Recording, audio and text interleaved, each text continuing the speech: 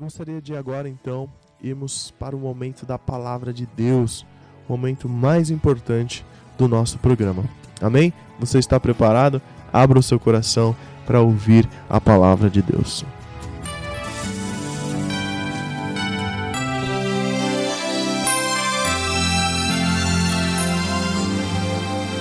O tema da nossa mensagem de hoje é a esperança, transformando a tristeza, transformando a angústia em esperança. E para isso eu gostaria de ler o livro de Neemias. Você encontra o livro de Neemias aí na sua Bíblia. Livro de Neemias está no Velho Testamento, depois de Esdras. Neemias, capítulo 1, o verso 4, que diz: Quando ouvi estas coisas, sentei-me e chorei. Passei dias lamentando, jejuando e orando ao Deus dos céus. A gente vai falar sobre a vida de Neemias. E se você estudar um pouco a história de Neemias, a reação dele ao ver Jerusalém destruída foi essa: chorar. Ele chorou. Quando ouvi estas coisas, sentei-me e chorei. Naquele momento, a tristeza de Neemias foi tamanha que ele não tinha forças para nada. Ele não sabia o que fazer e nem por onde começar. Você tem se sentido assim? Você se sente assim? Tem determinadas coisas que você faz que você não sabe nem por onde começar? A gente vai ver aqui como Neemias fez e a gente vai vencer essa luta. Mas ele não podia demonstrar esse desespero. Ele não podia demonstrar isso para não desanimar o povo de Deus. Então ele teve que tomar uma difícil decisão. E ele tinha que fazer algo por Jerusalém. Ele sabia que ele tinha que fazer algo por Jerusalém. E a Jerusalém destruída simbolizava a situação que muitas famílias, igrejas e vidas que estão sendo oprimidas. Então, Jerusalém destruída, ela pode simbolizar hoje pra gente, então, famílias, igrejas e vidas que estão sendo oprimidas, estão sendo destruídas. Neemias representa o servo ou a serva de Deus que vê essa situação e se entristece. Fica então no dilema de se desesperar ou dar esperança para aqueles que precisam. Então a gente vai tomar essa situação para as nossas vidas. Por pior que seja uma situação que você esteja passando, vale a pena você ter esperança. E hoje eu reafirmo essa esperança para você. Por pior que seja uma situação, vale a gente lembrar de algo: a esperança não confunde, porque o amor de Deus é derramado em nosso coração pelo Espírito Santo que nos foi outorgado. Isso você pode ler em Romanos 5:5. Quando estamos tristes, não conseguimos pensar. A gente não consegue tomar decisões sábias quando a gente está triste. Parece que a nossa mente tem um bloqueio, parece que a nossa mente ela fica bloqueada e a gente age de maneira totalmente contrária. Por isso precisamos aprender como alimentar a esperança em situações de desespero. É muito fácil a gente ter esperança quando está tudo bem. Por exemplo, você sabe que você tem algo importante para fazer, então você tem esperança porque, por exemplo, vai ser algo bom. Vou dar um exemplo aqui. Eu me casei recentemente e a gente tinha essa esperança, e era uma esperança boa. Poxa, o dia do nosso casamento, ele vai chegar, ele tá chegando. E a gente tinha a esperança que estava tudo bem, que ia acontecer tudo de maneira perfeita, de maneira linda, mas era uma esperança boa. A gente não estava desesperado. A gente precisa aprender então a alimentar a esperança em situações de desespero. Seria totalmente diferente se a gente tivesse desesperado, uma outra situação. Você fica pensando, poxa, minha família está passando por isso. É muito mais difícil você ter esperança quando você está numa situação ruim, quando você está vendo uma situação ruim. Porque eu digo para você aqui, há esperança. Fique firme, continue acreditando, porque há esperança para você. Mas você diz, poxa, a situação é tão difícil, é tão... Como assim há esperança? Como pode haver esperança? Então a gente vai aprender a ter esperança em situações dessa, em situações de desespero. Você está sem esperança? Você perdeu as suas esperanças? Vamos ver como Neemias conseguiu transformar a sua tristeza em esperança. Primeiro, ele orou. A oração deve ser em primeiro lugar. Primeira coisa que você deve fazer então é orar. Orar. Neemias, no capítulo 2, do verso 1 a 5, diz assim: No mês de Nissan, do 20º ano do rei Artaxerxes, na hora de servir-lhe o vinho, levei-o ao rei. Nunca antes eu tinha estado triste na presença dele. Por isso o rei me perguntou, por que o seu rosto parece tão triste se você não está doente? Essa tristeza só pode ser do coração. Com muito medo, eu disse ao rei, que o rei viva para sempre. Como não estaria triste o meu rosto se a cidade em que estão sepultados os meus pais está em ruínas e as suas portas foram destruídas pelo fogo? O rei me disse, o que você gostaria de pedir? Então orei ao Deus dos céus e respondi ao rei, se for do agrado do rei e se o seu servo puder contar com a benevolência do rei, que ele me deixe ir à cidade de Judá onde meus pais estão enterrados, para que eu possa reconstruí-la. Então a primeira atitude que a gente vê aqui é que Neemias foi orar. Se você prestar atenção no verso 4, o rei me disse, o que você gostaria de pedir? Então orei ao Deus dos céus. E depois ele respondeu ao rei. Então a primeira atitude de Neemias foi orar. No capítulo 1, dos versos 5 a 11 de Neemias, traz uma linda oração intercessória por sua terra e por seu povo. Então no capítulo 1, do verso 5 a 11, traz uma linda oração intercessora de Neemias em favor dessa causa, em favor da sua terra, em favor do seu povo. E certamente Neemias ele fazia isso constantemente, mas agora foi com mais intensidade, agora foi com mais ímpeto. O verso 4 eu gostaria de repeti-lo. Como copeiro do rei, Neemias tinha influência para pedir alguma coisa ao rei. O rei ele ouvia Neemias. Contudo, ele preferiu dirigir-se primeiramente a Deus. Então, como eu disse, no verso 4 disse isso. Ele preferiu primeiro dirigir ao rei dos reis. Quando o rei perguntou para ele, quando o rei Artaxerxes, nome difícil, né? Rei Artaxerxes lhe perguntou por que ele estava daquele jeito, por que ele estava triste. Antes de responder, a gente vê que a primeira atitude que ele tem é orar. Como Neemias orou ali? Você fica pensando, nossa, orou e respondeu ao Senhor? Como foi? Foi uma oração relâmpago? Ele estava tão ligado em intimidade com Deus que de maneira instantânea e automática, sabe quando a gente fala, esteja sempre orando, e você, como eu vou orar 24 horas por dia?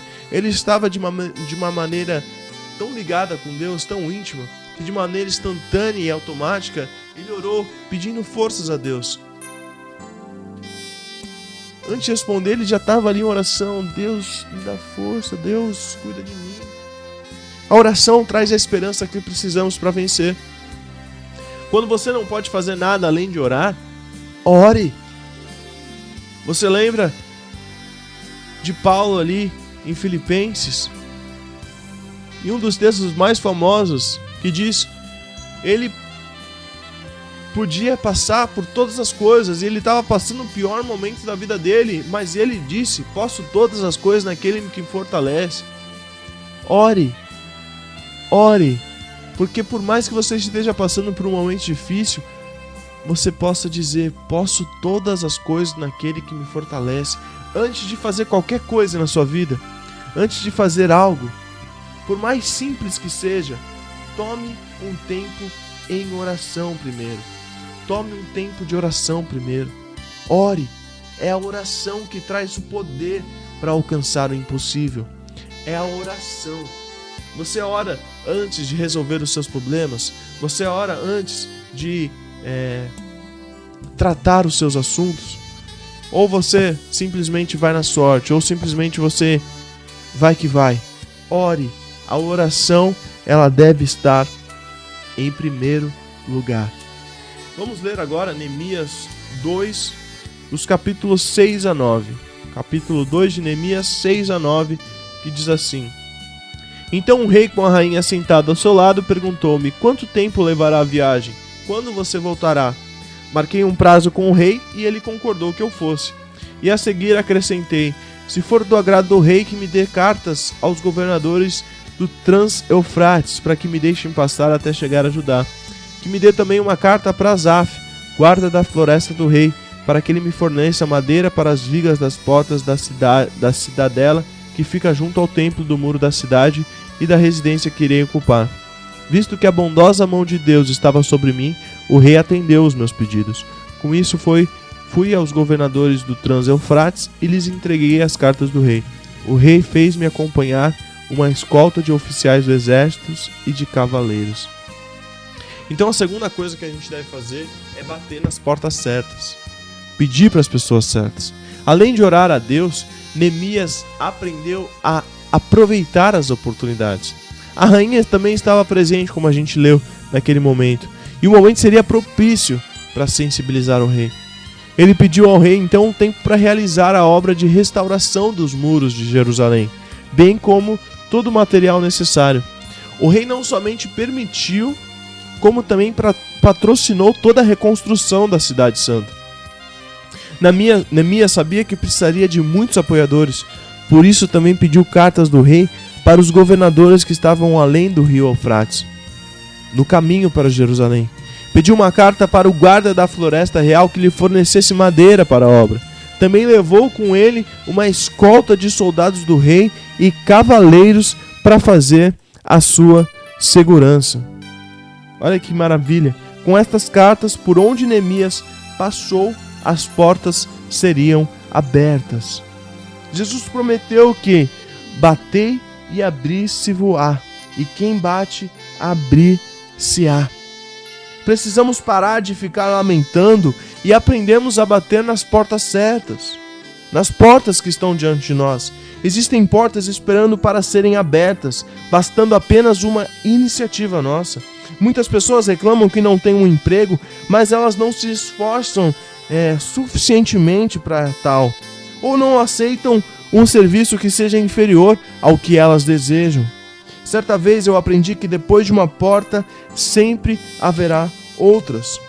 Isso é verdade. Depois da sala da sala principal, vem a porta da cozinha, vem a porta do quarto, vem a porta do banheiro. Então precisamos entrar nas portas que estão abertas e bater em outras para que elas também se abram. Você está batendo nas portas certas? Aproveite as oportunidades que Deus tem te dado. Se você acha que é pouco ainda, continue abrindo as portas, continue, porque Deus ele vai abrir as outras portas para nós. Saiba usar as oportunidades, saiba usar os momentos. Terceiro ponto que Neemias fez, ele avaliou a situação. No capítulo 2, verso 11 ao 18 diz: Cheguei a Jerusalém e depois de 3 dias de permanência ali, saí de noite com alguns dos meus amigos.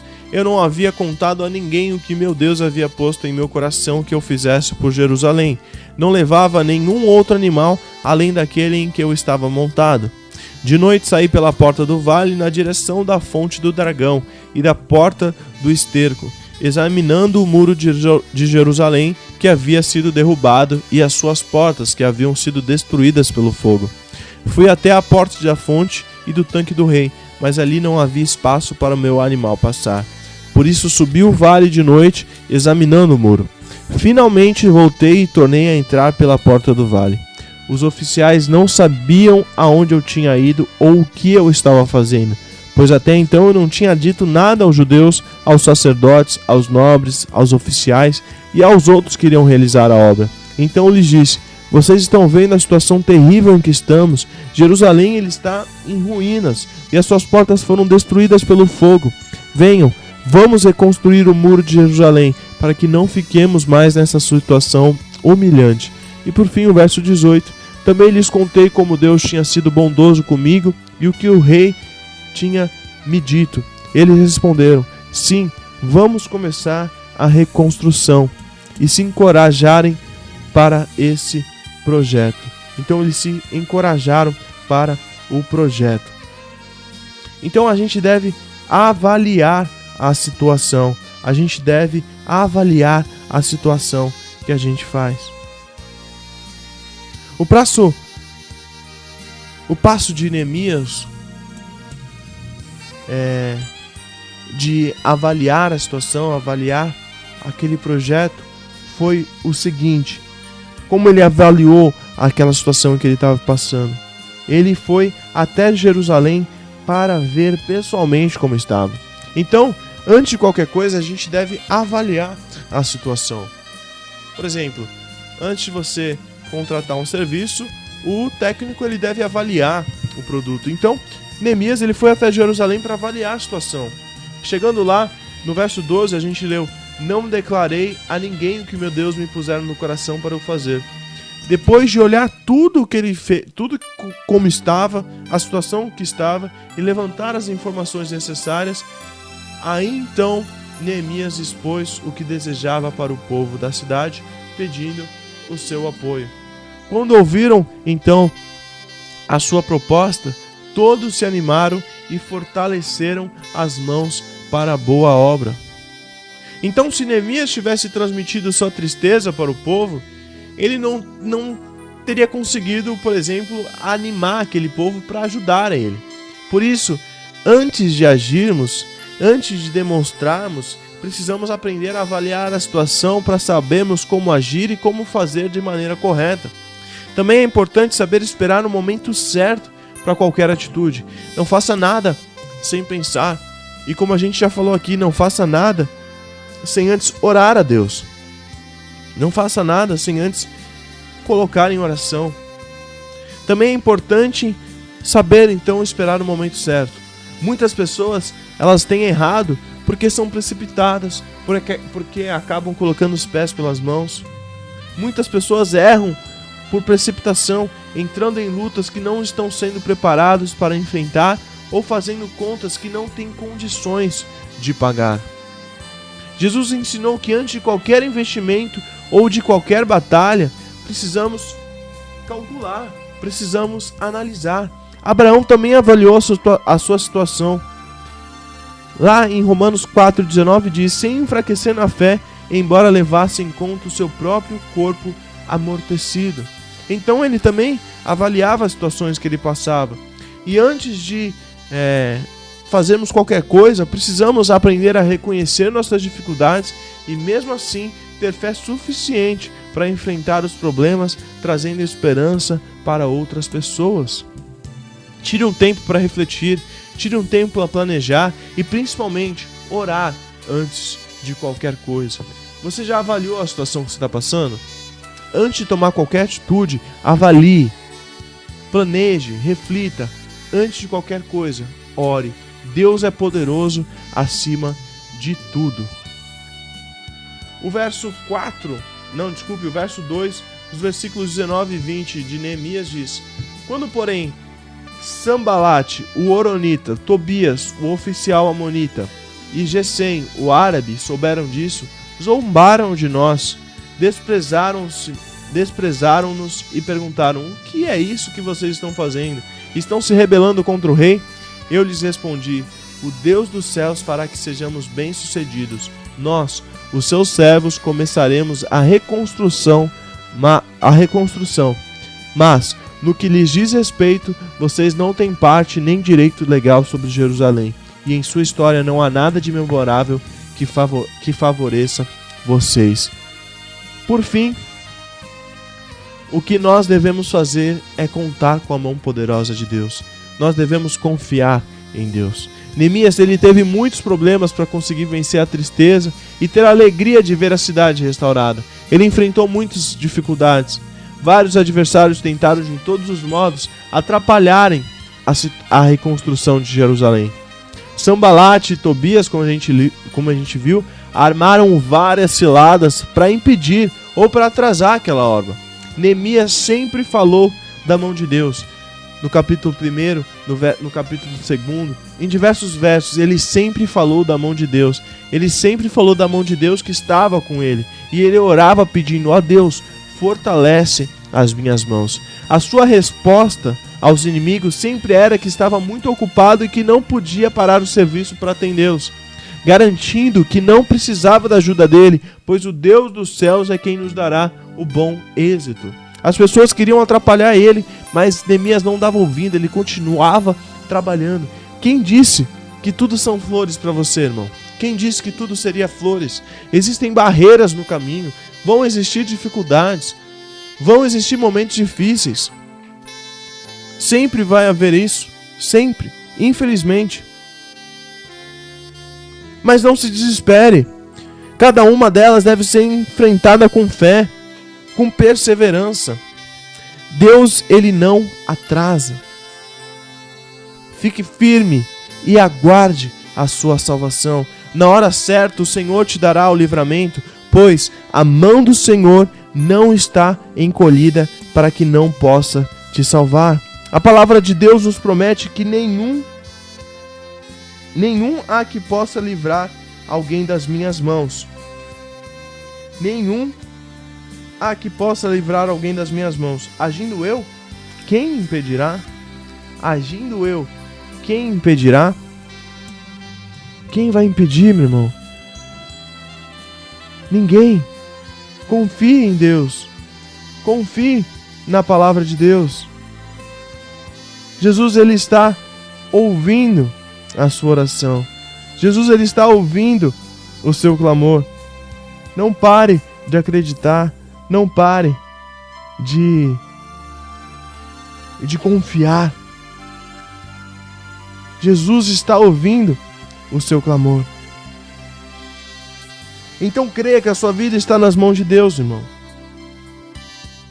Sendo assim, não importa o que o homem fizer, porque sabemos que todas as coisas cooperam para o bem daqueles que amam a Deus, daqueles que são chamados segundo o seu propósito, segundo o seu coração. A sua vida está na mão de homens, de situações, ou ela está na mão de Deus? Entregue-se nas mãos de Deus. Espere em Deus. Irmão, Neemias, ele conseguiu vencer a tristeza. Ele conseguiu vencer a tristeza em seu coração e transformar o desespero daquele povo em esperança. Graças a isso, conseguiu restaurar a cidade de Jerusalém e com muita alegria louvaram ao Senhor. A sua situação de tristeza foi transformada em júbilo por sua vitória. Se tivesse deixado a tristeza do seu coração atingir o povo, ou atingir a sua própria vida, ou se influenciado pelo desespero das pessoas, ele não teria conseguido. Assim como o motorista dirigindo à noite, ele não pode focar os olhos nos faróis que vêm na direção oposta, para que ele não seja atraído por eles e sair da direção certa. Assim também precisamos aprender a direcionar os nossos olhos para a esperança que vem de Deus, Quando nós estamos numa estrada e nós estamos em uma direção e vem outro carro, a gente não pode olhar para aquela luz, porque senão aquilo vai tirar o nosso foco, a gente vai ficar em desespero, porque a gente não vai conseguir enxergar direito. Então, se olharmos somente para os nossos problemas, se olharmos somente para situações ruins, pelas situações tristes, nós ficamos limitados a eles e nós não conseguiremos vencer. Se a gente focar no problema, a gente não consegue vencer. Mesmo que tudo pareça tão difícil para você, continue esperando contra a esperança, até que o Deus da esperança vos encha de todo o gozo e paz no vosso crer, para que sejais ricos de esperança no poder do Espírito Santo. Nunca desanime, mesmo que para o homem não haja qualquer chance, para Deus nada é impossível. Nunca desanime, mesmo que para você, mesmo que para os homens, mesmo que para os médicos, para os juízes seja impossível, não haja qualquer chance, para Deus nada é impossível. Não deixe o desespero tomar conta de você, porque ainda há esperança. Deus abençoe a sua vida em nome de Jesus. Aleluia. Glória a Deus.